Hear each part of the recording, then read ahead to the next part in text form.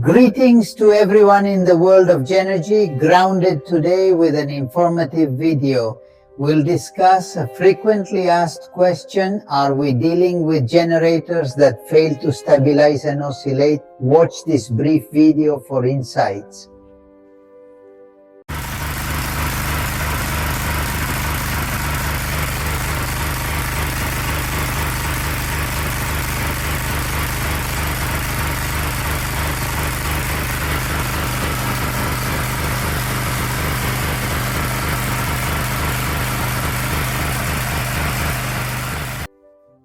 There, as that generator is rattling, it's oscillating. Call it what you want, but the truth is that the engine is not fine. What's wrong with you? Well, in this video, we are going to understand how the carburetor works in the background. For what? So we can correct that symptom that is the most difficult. Let's say that is when that symptom is given by the carburetor. This issue arises from three main causes. We'll delve into each, providing a thorough introduction, detailed explanation, and a step-by-step guide to permanently address the problem today.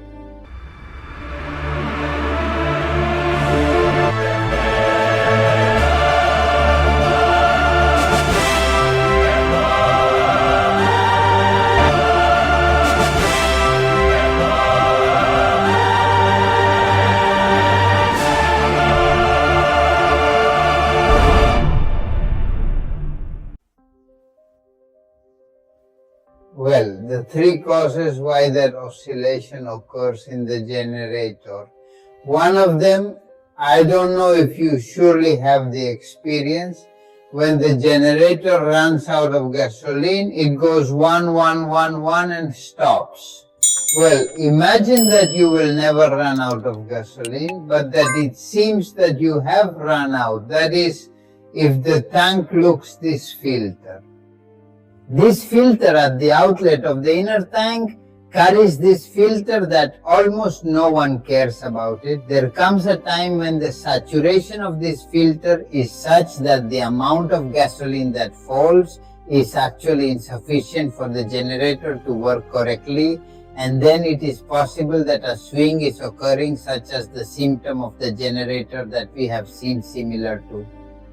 It's a similar swing and the generator doesn't stop, but it's always, with that experience that you have when you run out of gasoline, this would be one of the symptoms. The other symptom that also causes the generator to swing, and look, here is this dock that we see here, okay, it has to be attached. You see it there? Perfect. You can see how it's attached. Embedded in the rod and attached here on the other side, the carburetor, precisely in this little hole that you see here, okay, there it would be hooked so that that compensation spring, so that this is not swinging all the time, okay. Well, these would be two of the symptoms. The third symptom, and the most complicated to repair, to correct, is the one that we are going to study in some way today, which is that of carburetor. Let's go. Look, it doesn't matter what carburetor we can or what our generator uses. It doesn't matter. Let's see that everyone is the same and everyone is going to cause this problem. Can it cause this problem? This can happen to a generator, a new generator that has just been released, and the next day you have this problem, or it can happen within 1 year, or it can never happen. It also depends a little on chance and the quality of cleaning or gasoline. I'll also tell you one thing, there are many generators on rent or under construction that have these symptoms and no one repairs them. No one pays attention to them because the generator is running run with that swing when it is unloaded, but when radial chopping hammers are put in, the concrete mixer eliminates that problem. Let's see why that problem is removed and why, since no one uses it on leaf. Well, in the end, it always is. The generator has always been like this. Let's see what is happening. Well, let's take any carburetor, this one, and let's understand quickly. Look, we have it in the carburetor. I'm going to disassemble it so we can see it better. Let's see. This is one. This one is okay. Look, let's remove this one. These are usually tight. Well, there we have it. Let's remove the tab that we remove this screw, okay? And here we have the tab. We are usually going to find this. This one is clean, relatively clean, but we are going to find it with garbage. When we haven't cleaned it in a while, we will take the buoy apart. This is the level buoy. That is, the gasoline is entering us here. We have opened the gasoline key. This fills this well, and the buoy, when it is filled, it goes up and closes the gasoline so that it does not continue pouring gasoline here. If your carburetor ever overflows and gasoline comes out, it is because this needle is the closing needle. This buoy is not closing the inlet flow. Let's get the bolt out. Be careful, don't lose it. And let's get our needle out. Okay, look, here I have the needle that acts as a valve. Okay, this is the little needle that acts as a valve to close on this brass seat that's there. As we see, a carburetor is always a precision element. We are going to leave it here and then reassemble it. Well, what do we have here? Here we have a carburetor disassembled, half disassembled, and many times when we want to clean the carburetor we've been told about. Well, let's take out the gum that is here, the high gum. This high gum, whenever the carburetor gets stuck, you know how to clean. You always come here, you take out this one, which is high gum, okay? It has a hole. Quite chubby, okay? And this one can be cleaned. You always clean it, no problem. It is unclogged and the generator starts, but the swing is not removed because they have cleaned this, okay, to clean this one. Wait, let's take it out. Let's see. We have to take out the trumpet that is here. Let's push with the screwdriver. Wait, I'm going to get another screwdriver that doesn't have UPA.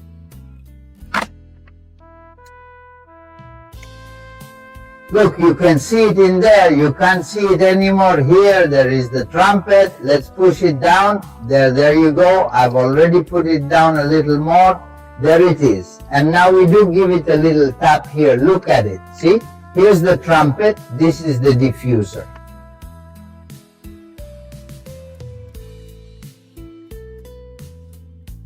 Which is going to take us up to this nozzle, the gasoline, that is the carburetor. To give you an idea, the air comes in this way. I don't know if you realize there's a narrowing in there. That narrowing is worth like the trumpet. This little piece is coming out upwards, okay? When the air passes, it generates a vacuum and will suck the gasoline. And it sprays it into the venturi. This is a venturi effect, and we already have gasoline and fuel. That is air towards the engine. Well, why am I talking about this little trumpet? Look, here are some tiny holes. I don't know if you can see these here that are small. See how small they are?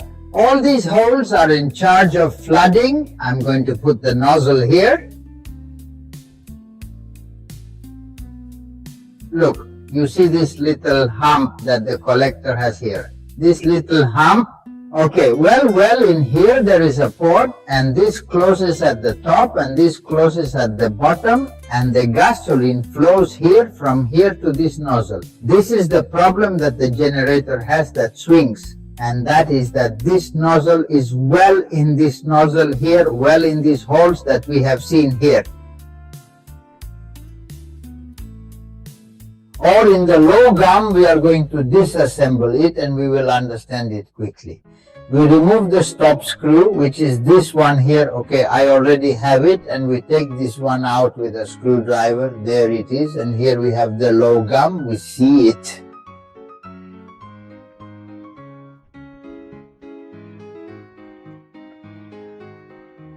This is the low gum, that is, there are two gums that we have to clean, the high gum and the low gum. This is ralentiers. When this one is stuck, the generator does that swing that we've seen in the previous video, in that little short video. Okay, look, see the hole there? There you can see the entrance hole coming from below the port we have seen before. There we have it.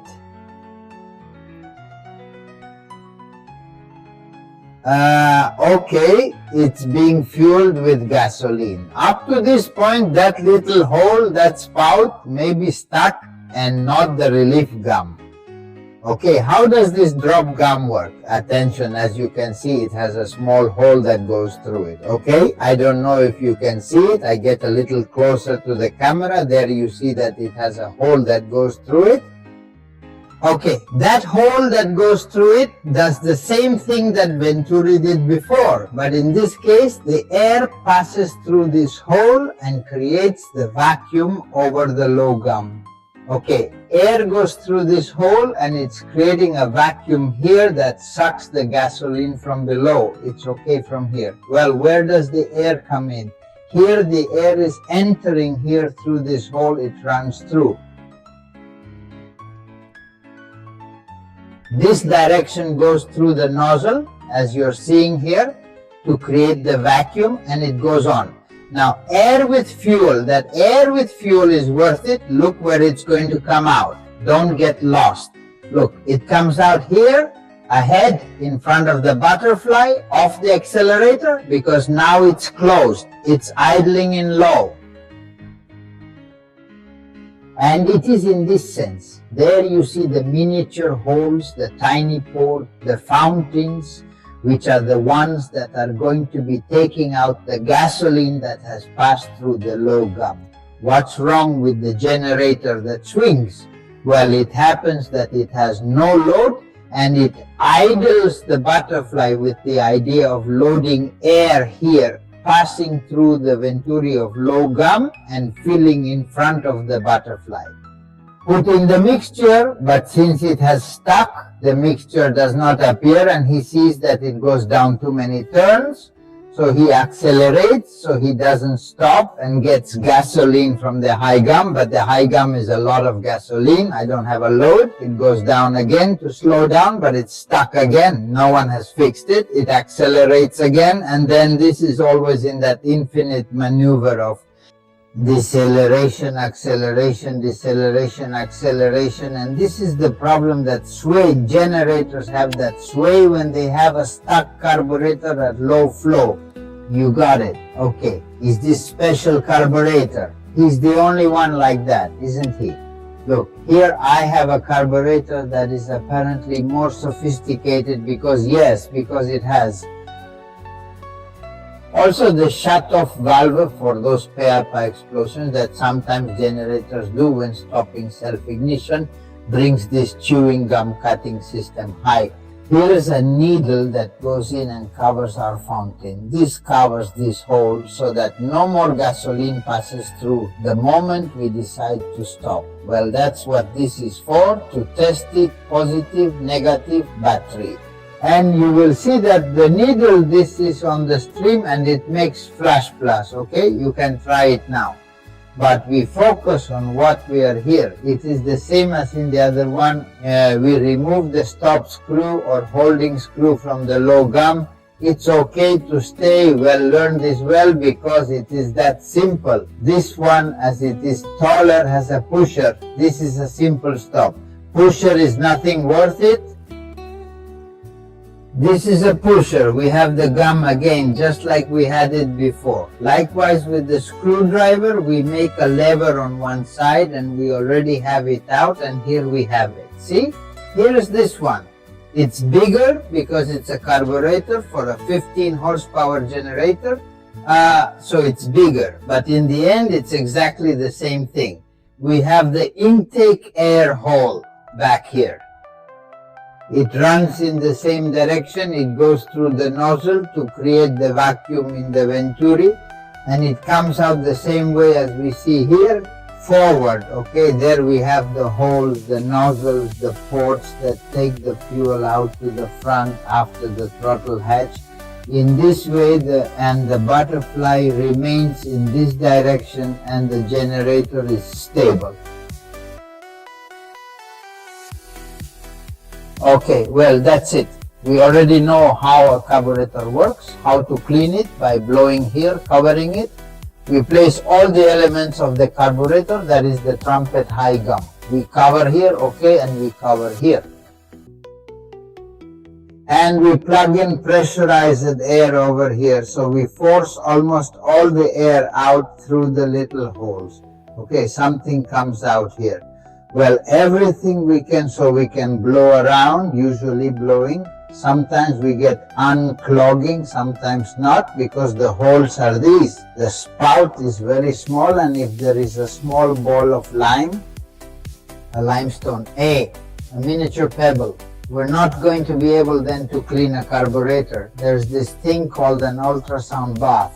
You get into that liquid with that ultrasound, and that tapping of the ultrasound, it destroys the calcareous stone, it destroys the small skin like that of the kidney, and then yes, by blowing, if we expel the small stones that the blockage has. Because otherwise this is going to lead us to install a new carburetor, and the only thing it has is that it has the low filler pipes blocked. Well, that's all. For more information at Genergy.ts, there you can find on the contact page. There are also spares in all the explosions. You can see the spare parts you need for your generator, including the carburetor. And all the telephone numbers, the contact section, the telephone numbers of my colleagues for any questions you need to ask us and how not. Very important, it is also forbidden to stop learning.